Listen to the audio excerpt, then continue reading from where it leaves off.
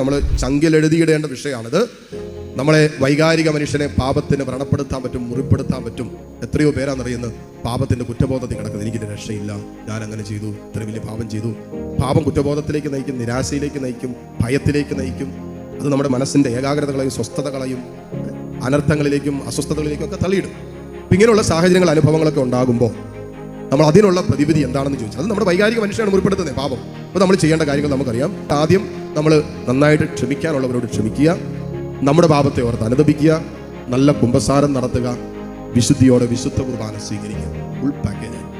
ഉറക്കമില്ലാത്ത ആരെങ്കിലും ഉണ്ടെങ്കിൽ ഈ ഒരു കാര്യം ആദ്യം ചെയ്തിട്ട് ഉറക്കഗുളിക കഴിക്കാൻ പോകാം. ഇത് സൗഖ്യം കിട്ടാൻ എളുപ്പമാണ്. വൈകാരിക മനുഷ്യന് സൗഖ്യം കിട്ടാൻ എളുപ്പമാണ്. അതുകൊണ്ടാണല്ലോ യാക്കോബിന്റെ ലേഖനം അതിന്റെ 5-ാം അധ്യായം 16 മുതലുള്ള വചനങ്ങൾ നാം വായിക്കുന്നുണ്ട്. നിങ്ങൾ ആരെങ്കിലും രോഗികളാണെങ്കിൽ സഭയിലെ ശ്രേഷ്ഠന്മാരെ വിളിക്കട്ടെ, എന്നിട്ട് തൈലം പൂശി പ്രാർത്ഥിക്കട്ടെ. നിങ്ങൾ പാപം ചെയ്തിട്ടുണ്ടെങ്കിൽ അത് ഏറ്റു പറയ്, കർത്താവ് നിങ്ങളെ സുഖപ്പെടുത്തും എന്നാ പറഞ്ഞത്.